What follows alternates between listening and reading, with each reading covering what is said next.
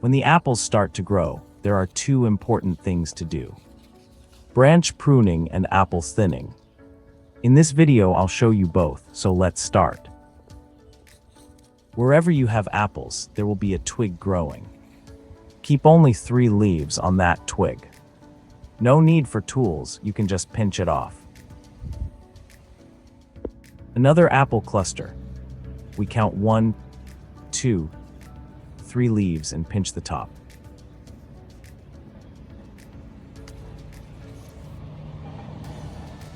Another example here. 1, 2, and 3 leaves and remove the rest.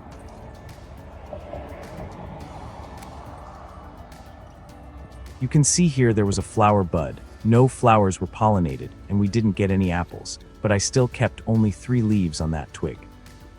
This will keep the fruiting bud close to the main branch, and during the winter pruning, I will cut right next to it.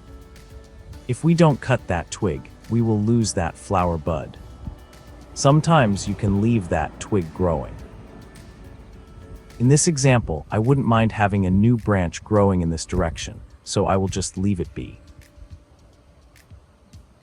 In this last example, a flowering bud with no apples, I just keep 3 leaves and remove the tip to keep the flowering bud active. Now let's do some apple thinning. We have 2 apples here. 4 here.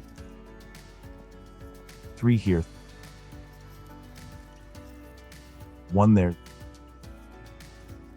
0 here. 3 here. 3 or 4 here. So about 20 apples, which is too much for a branch the size of a pencil. So which apples to keep and which to remove? On a cluster like this one, it's pretty obvious. You can just keep the biggest one and remove the small ones. To do this, I usually use a pair of scissors and cut the stems. You can see that the biggest apple has the biggest stem. Another easy example, we keep the big one and remove the small one. Here we keep the biggest apple.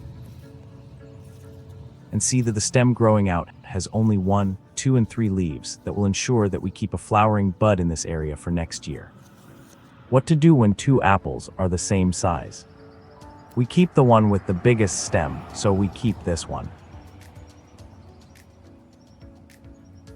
Again, the stem on the left is smaller than the one on the right. So this is the one we remove. Final result, we now have 6 nice apples on this small branch instead of 20. Which is more than enough. Of course, don't forget to put some plastic bags to protect your apples. If you haven't seen my bags video yet, make sure to check the link in the description or see my other videos. Thanks again for watching, and don't forget to like or subscribe.